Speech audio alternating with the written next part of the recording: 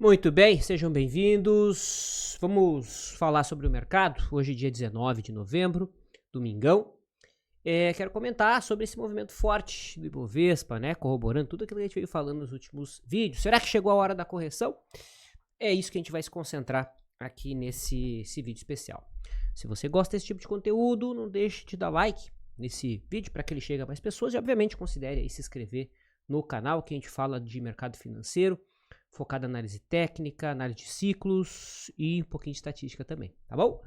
Muito bem, então tivemos essa semana um movimento bem importante no Ibovespa, né? A confirmação mais do que absoluta daquele cenário previamente desenhado, né? A gente está tendo aí o Ibovespa rompendo o último topo, né? A gente tem o maior fechamento, nada mais, nada menos do que das últimas 120 semanas, ou seja, desde julho de 2021, nós não tínhamos o Ibovespa fechando aí acima dos 124 mil pontos, desde essa barra aqui, correto?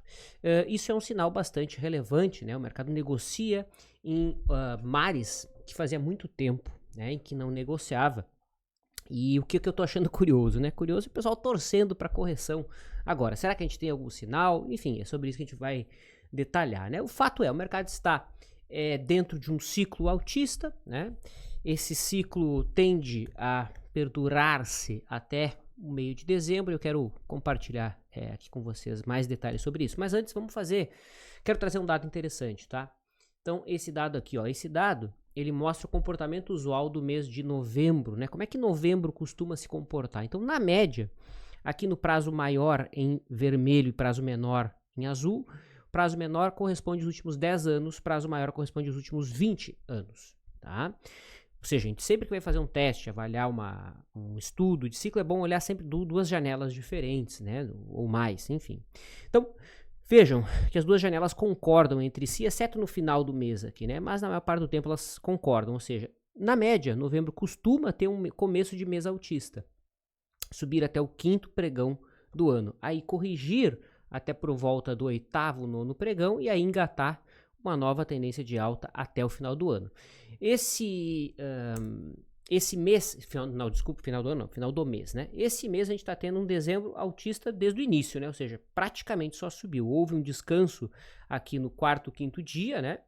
Ou seja, seria essa correção aqui do ponto de vista de ciclo interno de mês, só que o Ibovespa ficou de lado, né? E ele retornou a subir, ó, o 5, 6, 7 no oitavo pregão. Foi onde marcou o fundo aqui, né? Não foi um fundo, né? Foi um descanso e aí o mercado seguiu aí a sua alta até então. Ou seja, a gente estaria aqui. Quantos pregões já foram? 4, 5, 6, 7, 8, 9, 10. For 10 aqui, ó. Ou seja, está no início da alta dentro desse ciclo, é importante falar. Certo? Ou seja, o Ibovespa tende a continuar subindo ao longo do mês, tá? Ao longo do mês de novembro. É importante colocar o seguinte também, né? A gente já teve novembros bastante altistas, certo? Bastante altista. Inclusive, o novembro de 2020 foi um novembro bem altista, que foi aqui, ó.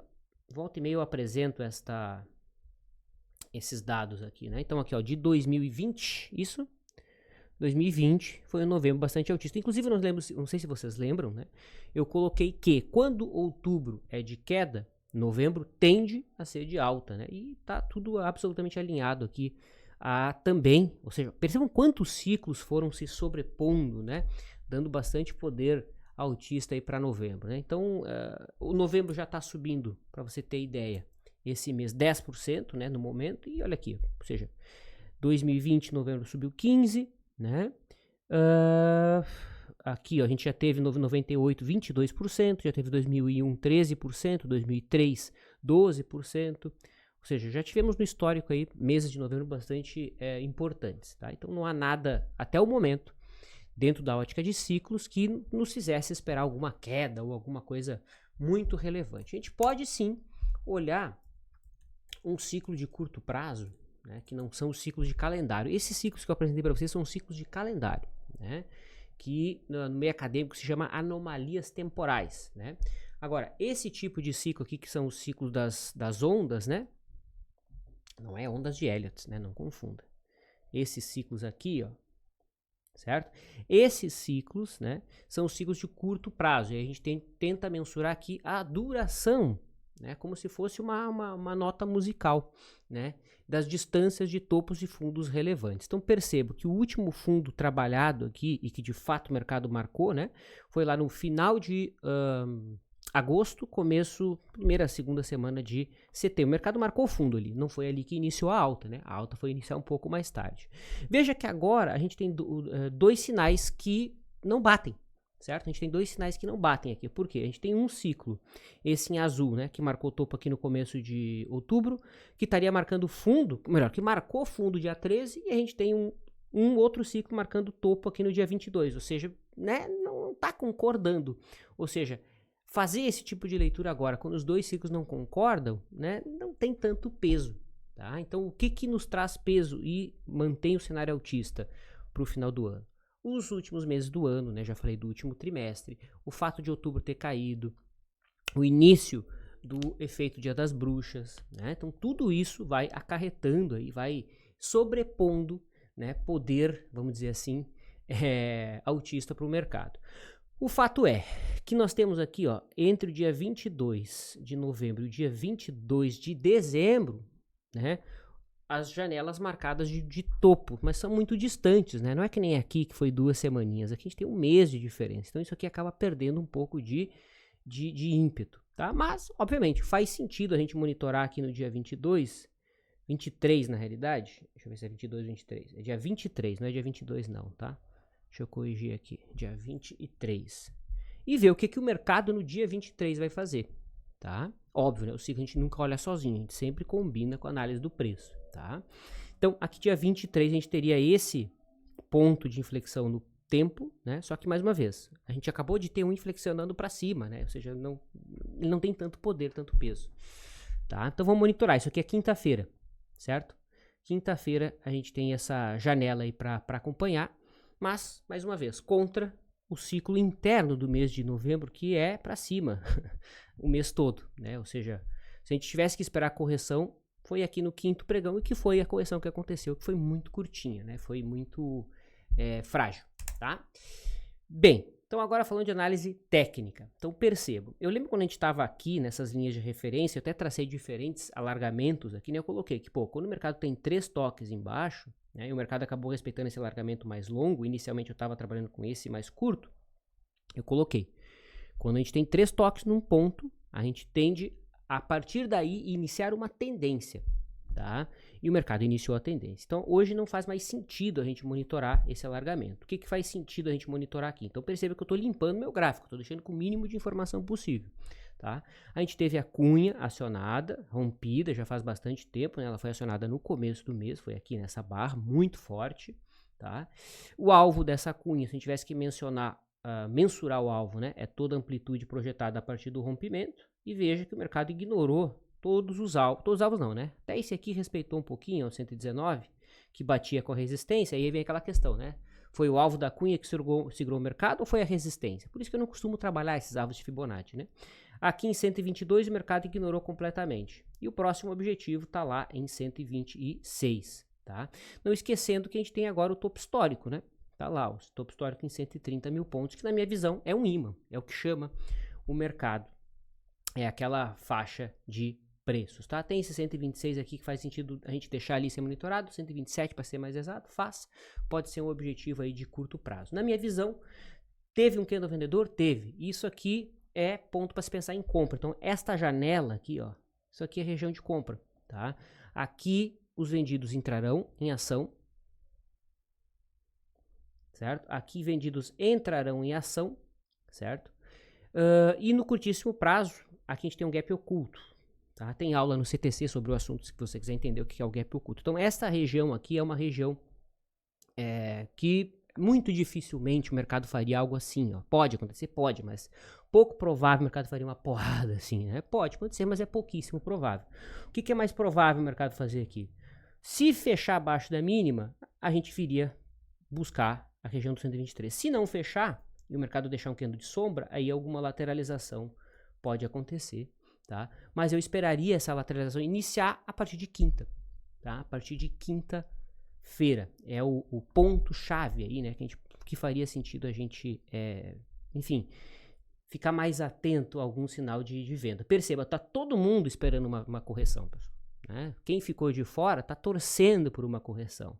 E quando a gente tem esse sentimento, né, de torcida para o mercado fazer o movimento, o mercado tende a fazer o lado oposto. O mercado vai para o lado que ele causa mais estrago. Guarde essa frase. O mercado vai para o lado em que ele causa mais estrago. Ou seja, é pouco provável a gente ter uma correção intensa aqui. Tá? O mercado pode sim diminuir a intensidade da alta. Ou seja, a gente teve uma perna aguda.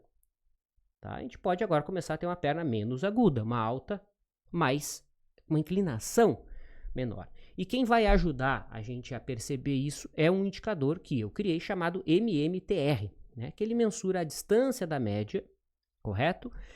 Para o true range, ou seja, em relação à volatilidade. Vou botar minha imagem aqui em cima e se eu afastar o gráfico, a gente vai ver que esta região aqui, ó, é pontos, né? É uma região de pontos onde o MMTR marcou os seus pontos de inflexão. Então, quando o MMTR está subindo, significa que o mercado está se distanciando da média com força, né? Forte em relação à volatilidade. Quando o MMTR começa a virar para baixo, significa que a distância da média está diminuindo ou a volatilidade está subindo, tá? É basicamente isso que o indicador sinaliza. Então, como foi aqui, ó, o indicador foi lá na zona de 5, ou seja, 5 true range de distância da média, foi o que aconteceu aqui em agosto de 2022, e depois o mercado lateralizou. Veja que o mercado ficou aqui, ó, basicamente no mesmo preço, né, pelos próximos 20 dias, já o indicador afundou, ou seja, o mercado se aproximou da média e a volatilidade subiu, fez com que o indicador viesse para baixo. E agora o indicador está ali, ó, em 4,26. Então, na minha visão, o mercado tende a trazer esse indicador lá para a região dos 5, 5,5, que é mais ou menos onde foi aqui em agosto de 2022, para aí sim a gente ter algum processo lateral mais intenso, né, mais longo no tempo, tá? Quem sabe faça sentido a gente conectar a mínima de julho com a mínima de abril desse ano e a partir da máxima de 2022, traçar uma linha de referência, né? Então aqui a gente teria um canal de alta, né? De prazo maior. Veja que o mercado está ali, ó, o mercado rompeu esse canal para cima na quinta, né? Na quinta-feira, dia 16, o mercado rompeu para cima esse canal, ou seja, essa linha de referência, caso de fato o mercado não volte para baixo com bastante força, né? Essa linha de referência ela tende a se comportar da seguinte maneira. Deixa eu mostrar aqui para vocês. O que o mercado tende a fazer? Nada mais, nada menos do que duplicar esse canal, né? Ou seja, esse aqui é um cenário que acaba se abrindo, né? Na nossa frente, ó. Tá? Óbvio, o mercado não pode voltar para baixo dessa linha de referência. Eu vou deixar isso aqui previamente desenhado. Tá? Olha ali que no diário, né? Essa região aqui em azul é uma zona de suporte, de interesse, né? Aqui a gente tem uma zona antiga, que é a máxima anterior, né, que é a antiga máxima do ano, ou seja, toda essa região que vai da mínima de sexta, ou seja, 124.500, até esse fechamento aqui em 123 é suporte, tá? Acredito que a gente poderia de fato pensar, não, de fato agora o mercado marcou um topo forte e a gente tende a iniciar uma correção mais aguda se o mercado fechar abaixo desse ponto, ou seja, teria que ter uma queda aqui de mais de 2% na segunda-feira para a gente começar a aceitar uma correção mais aguda. Ah, mas e o candle? Cara, candle é a última coisa que se olha. Candles voando assim não tem tanto valor, tá? O candle voando assim não tem tanto valor. É um candle voando aqui, porque o que tem de mais importante aqui? Suporte próximo, linha de referência, o rompimento da máxima do ano. O mercado acabou de renovar a máxima do ano, pessoal. O mercado acaba de causar o maior desconforto possível em dois participantes. Número 1, o cara que está vendido, apostando na queda. Esse cara tá sim, se sentindo péssimo, querendo se jogar de um prédio. E o cara que está de fora, o cara que não participou dessa alta. O cara que não participou dessa alta, qualquer queda entrará na compra. E isso impede o mercado de fazer correções agudas. É esse sentimento de arrependimento que segura o mercado, tá? Então, basicamente, essa é a minha visão do Ibovespa, tá? Então, mais uma vez, reitero, entre 124,5 e 123, a zona de suporte mais relevante, mais importante, tá?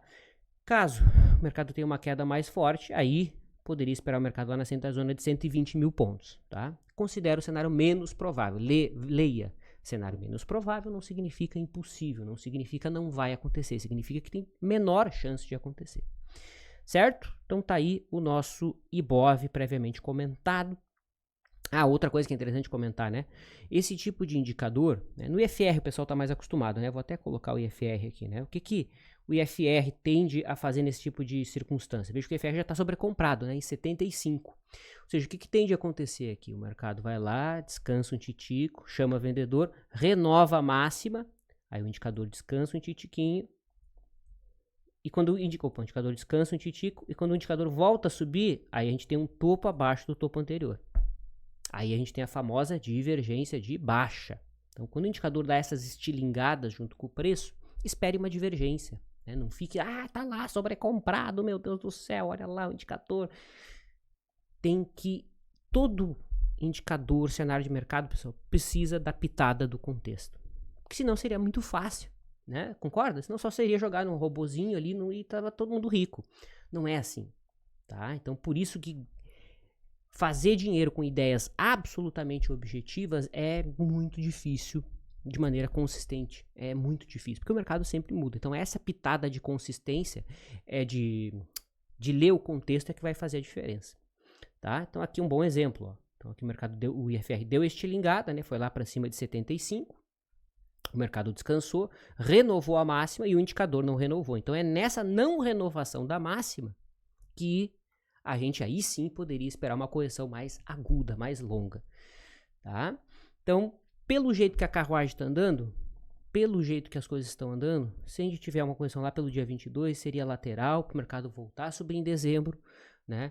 Para no começo do ano que vem a gente ter algum tipo de descanso, tá? Eu não sei se vocês viram essa minha postagem no Instagram, inclusive me siga lá no Instagram. Deixa eu abrir aqui. Foi um estudo legal que eu apresentei por lá. Esse aqui, né? Ó.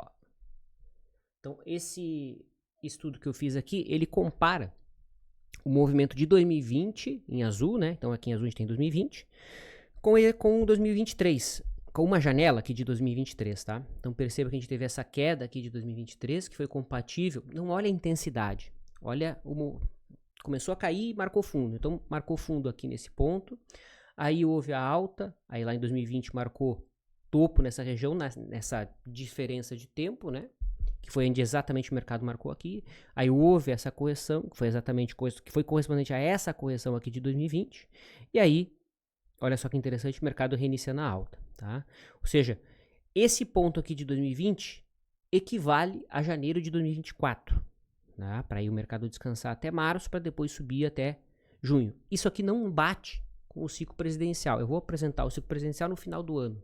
Tá? Agora em dezembro, no final do ano, eu vou apresentar o ciclo presidencial, que é o ano de meio de mandato. Tá? Não é um ciclo tão importante. Tá? Dos anos presidenciais costuma ser o mais chato, né? o menos claro. Né? Acho que os mais claros são o pós-eleitoral e o pré-eleitoral aqui no Brasil. Tá? E ano que vem é ano de eleição americana. Tá? Então, talvez por isso aqui o mercado tenda a ficar mais de lado. Mas enfim, vamos aos poucos e por fases. Tá? Então, acho que faz sentido trazer esse estudo aqui, mas percebe que agora os ciclos começam a não se conversar, não tem muita coisa apontando para o mesmo ponto. Né? Já tem coisa que diz que é uma data, outra coisa que diz que é outra, e aí, obviamente, que isso acaba perdendo um pouco da validade. O fato objetivo é, para onde estão apontando as médias? Para cima.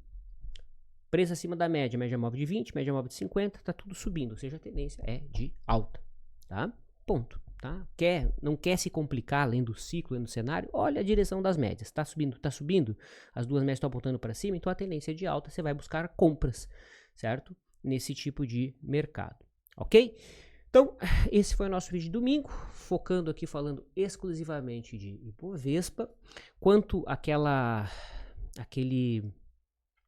promessa que eu fiz, né, da gente poder fazer a área de membros aqui no YouTube, para eu poder explanar outros mercados. É provável que eu faça, mas para o ano que vem não faz menor sentido eu startar nenhum tipo de projeto agora no final do ano, né?